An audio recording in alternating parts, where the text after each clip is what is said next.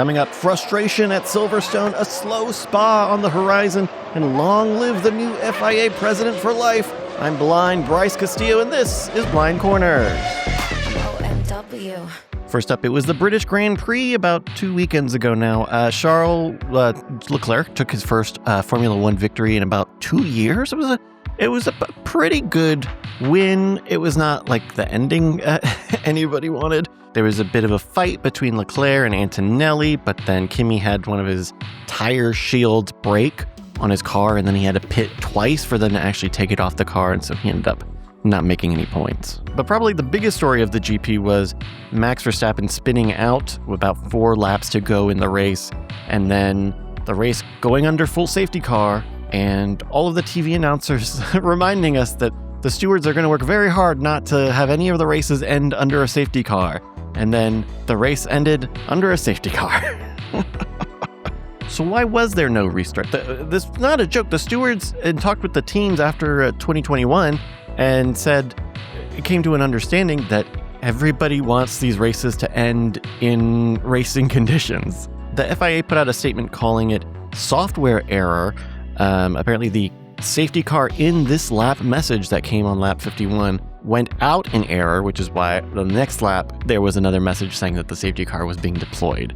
What happened was that when the cars that unlapped themselves, because that happened on the penultimate lap, you have to have the safety car do another lap after you have cars unlap themselves. And so that meant that there was no way in the rules that the safety car would have gone in. You know, in hindsight, obviously the right call,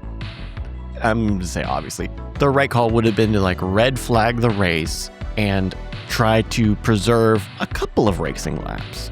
So I've got a question. Should they prescribe this in the rules?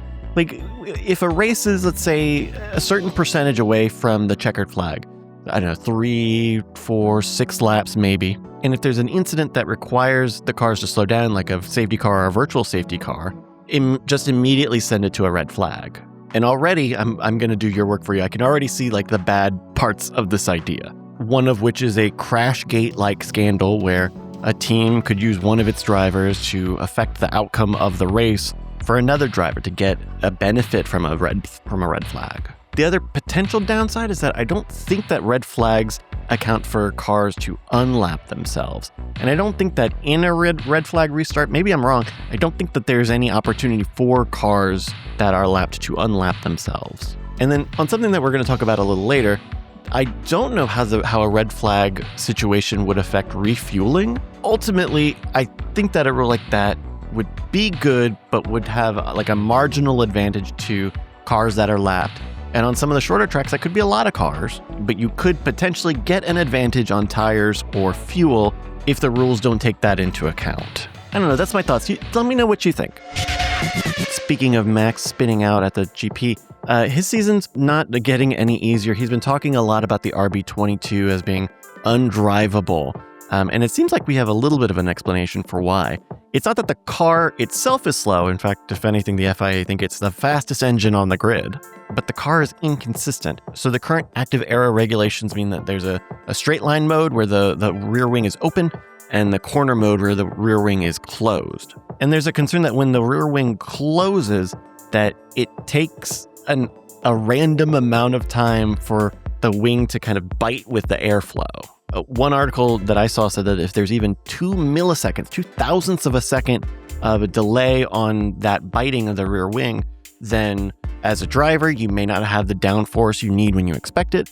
And then the rear tires may get loose and you end up spinning or crashing.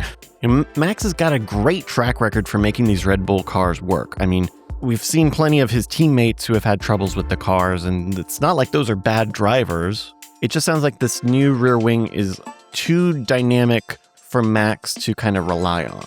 Which leads us to the silly season question, right? Will Max stay at Red Bull? And if not, where would he go if he goes anywhere? Mercedes have openly had a hair in their bonnet to try to get Max Verstappen whenever. I mean, that's why they got Kimi Antonelli, because they believed he would be the next Max Verstappen. But I could totally see Mercedes pushing George out of a window to try to get Max. Even though George is like number 2 in the standings right now, I could see them say, or even next year, getting rid of George, despite being in a good spot. And then there was a story last week about Max's team talking with Zach Brown from McLaren.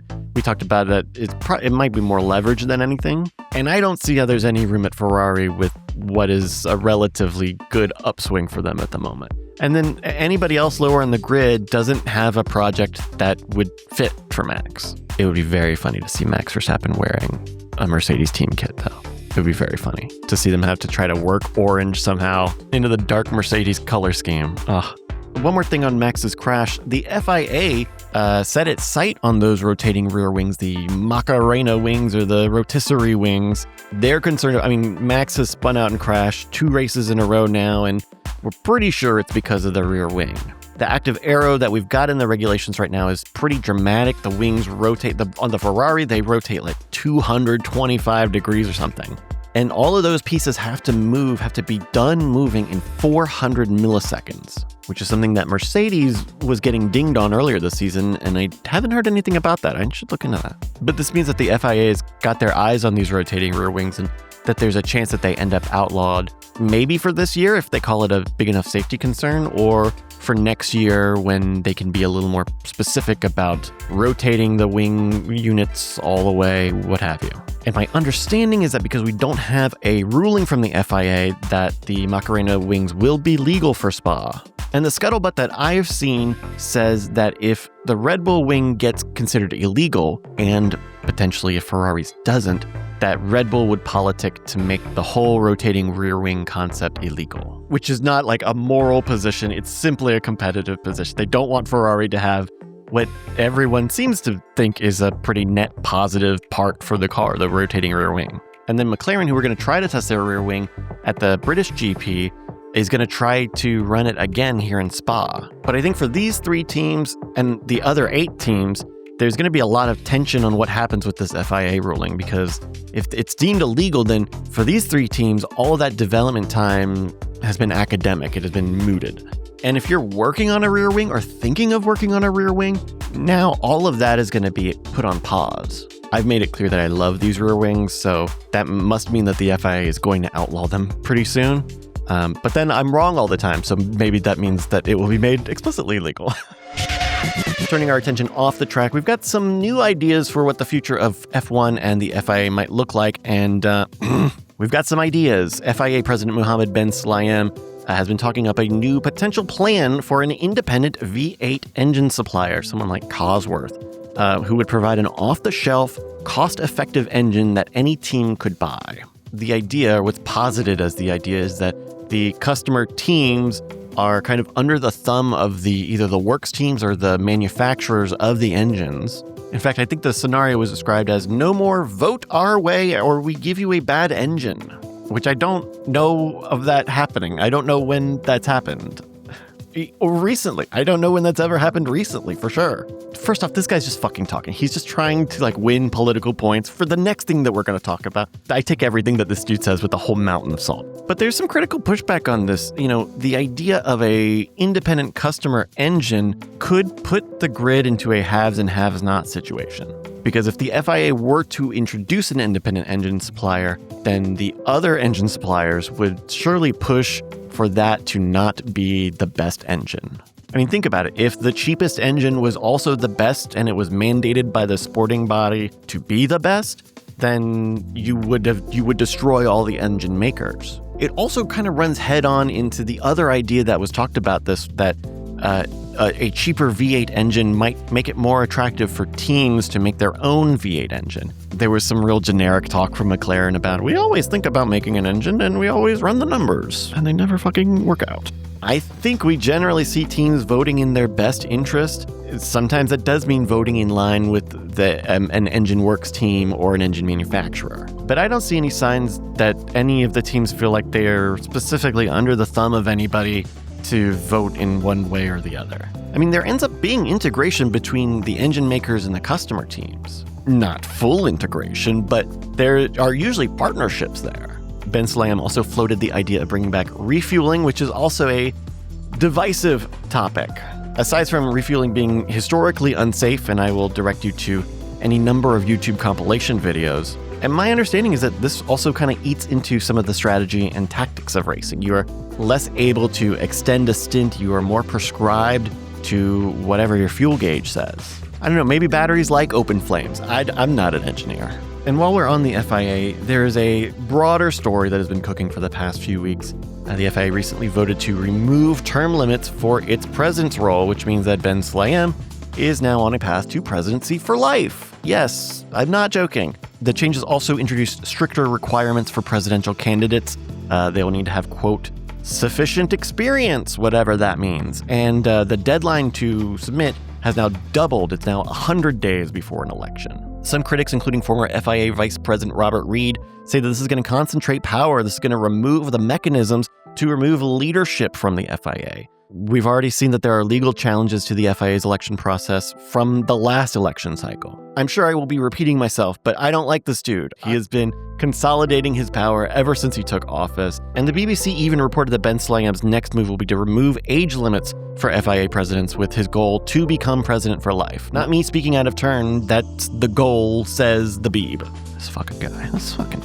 Finally, the calendar. Up until last week, the Bahrain government had been increasing its push to get back onto the F1 calendar. The idea would have been to put Bahrain back on the calendar at October 4th. That would have been the week before the Singapore GP.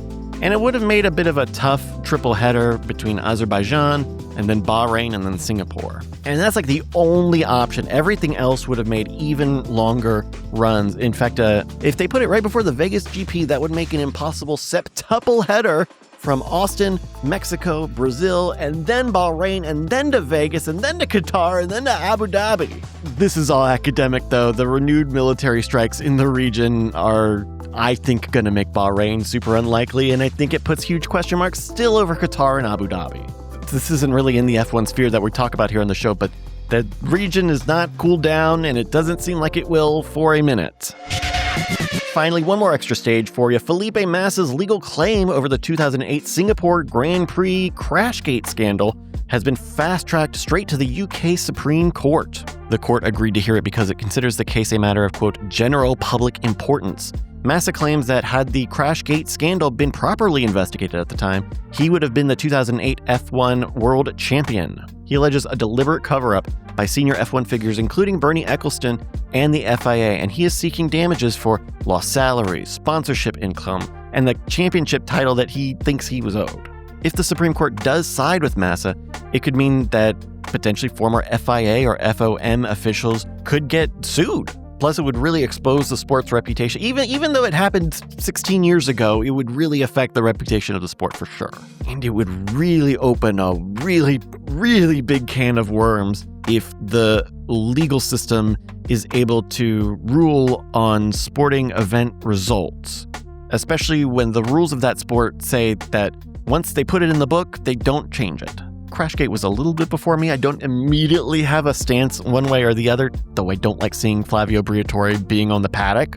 But I don't want to live in the world where we have to figure out how big of an asterisk we have to put next to 2008. I don't want to see that. And that's all the news that matters. If anything else happened, it didn't matter. That's the only reason why. The Belgian Grand Prix is this weekend, and this is the start of a double header. We will be back next week ahead of that Hungarian Grand Prix and the summer break. If you like this, consider sending us a tip on Patreon, patreon.com/LFGX, 4 little letters. Lots of exciting fun, including Marbles. LFG Marbles is back Thursday evenings, 8 p.m. Eastern Time. Marbles.win is the website, or go follow twitch.tv/Brycast, BRYCAS. And that's going to do it for us today. I've been Blind Bryce Castillo, and this has been Blind Corners. Meow.